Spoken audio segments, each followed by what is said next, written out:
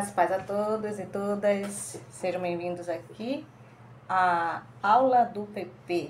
Nós estamos na lição 3 de janeiro, que tem como tema falando línguas desconhecidas. É importante que você entenda sobre a questão da atenção e o preparo, tá bom? Que está no vídeo anterior. Hoje vamos apresentar a lição, então você vai ter que dividir a turma em grupos e distribuir as perguntas, dar um tempo para elas harmonizarem as respostas e depois organizar a sala novamente. É bom fazer uma recapitulação da lição anterior, que fala da despedida de Jesus com os discípulos, quando ele subiu ao céu. E aí você vai fazer uma pergunta: como será que foi a chegada dele?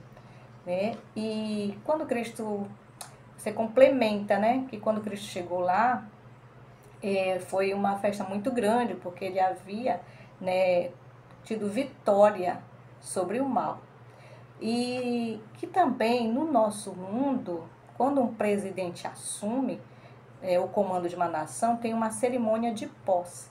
E nessa cerimônia de posse, aqui está frisando os Estados Unidos, ela acontece ao meio-dia em janeiro, né? E a parte mais importante dessa cerimônia é quando o presidente faz um juramento com a mão direita. A mão direita ele ergue, né? E a mão esquerda ele põe em cima da Bíblia, prometendo defender e proteger a Constituição dos Estados Unidos. Mas a cerimônia mais importante que já houve na Terra já houve no universo, não foi nem na Terra, no universo. Aconteceu há quase 2000 anos atrás, quando Cristo chegou ao céu. Lá estava todo o universo celestial, o aguardava para recebê-lo de volta ao trono. E Cristo não subiu sozinho. Quem subiu com ele? Muitas pessoas ressuscitaram e subiram com ele. E assim como ele ressuscitou e subiu com muitas pessoas, também vai acontecer no segundo retorno dele. E os portões da cidade divina se abriram e o grande exército de anjos entrou. Quem estava lá? Estavam o conselho celestial, os anjos e representantes de mundos não caídos aguardavam ansiosamente. Eles estavam ansiosos para comemorar a vitória de Cristo sobre o pecado e glorificá-lo como seu rei. Mas Jesus aí disse para eles: não, ainda não. Né? Então você vai chamar os que foram responsáveis pelas perguntas, né, de domingo e vão apresentar suas respostas, ok? Então, quando estava para subir ao céu, Jesus ele prometeu enviar aos discípulos o dom do Espírito Santo, né? Ele falou para eles: voltem para Jerusalém e só saiam de lá quando receberem o poder. Nesse gráfico aqui, irmãos, mostra direitinho o que foi que aconteceu, né? Cristo, ele morreu, ele descansou e ele ressuscitou. E ele ainda passou 40 dias com os discípulos, ok? Depois ele subiu ao céu e os discípulos se prepararam, né? Foram 10 dias de confissão, de arrependimento, de confessar o pecado uns aos outros. E aí eles receberam o poder do Espírito Santo, que vem em formato de línguas. Por que em formato de língua? Porque foi esse dom que eles receberam para poder pregar. Então, naquele dia, havia uma grande festa em Jerusalém.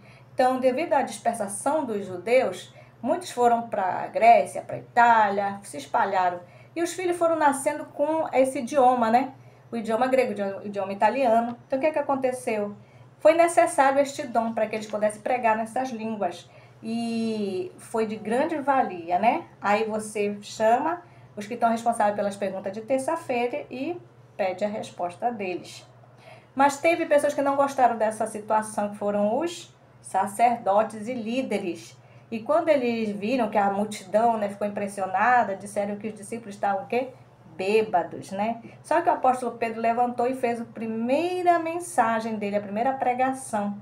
E ele falou que eles estavam cheios do Espírito Santo, falou que eles tinham morto o Filho de Deus, né? E que ele havia ressuscitado e estava no céu. E falou para todos confessassem seus pecados, se arrependessem.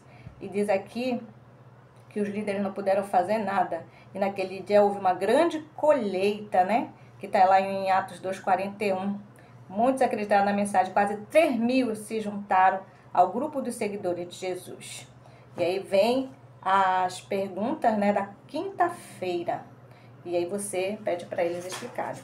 Nesse gráfico aqui vai mostrar como funciona a chuva temporã e a chuva serôdia, segundo a explicação de Jesus, que ele fala que na Palestina, né, as primeiras chuvas ou chuvas temporãs caem na época do plantio, em outubro e novembro, que é o outono. E essa chuva é importante para fazer com que as sementes germinem durante o inverno.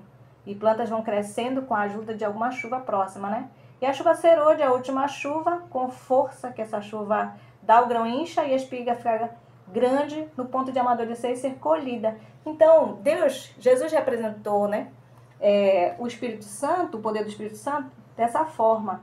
Hoje nós vivemos na chuva serôdia, né? Devemos aproveitar a chuva serôdia em nossas vidas para recebermos o poder extraordinário da chuva serôdia e assim terminar a pregação de Jesus. Como é que eu vou aplicar tudo isso para a classe? Explicando que a chuva temporânea é o tempo que estamos vivendo, tá nesse gráfico aqui, chuva temporânea, chuva serôdia. Então esse é o tempo que vivemos, de preparação, de confissão, de arrependimento, para podermos receber a chuva serôdia com extraordinário poder e assim pregar o evangelho com toda a força, toda a coragem. E vocês vão dar as palavras para eles, né? Chuva serôdia, chuva temporã. Na chuva temporã, vocês vão escrever conversão, poder para obedecer, e embaixo da chuva serôdia, extraordinário poder. Termine essa aula com uma oração, de preferência que o aluno ore. Que a graça e paz seja com todos. Tchau, tchau.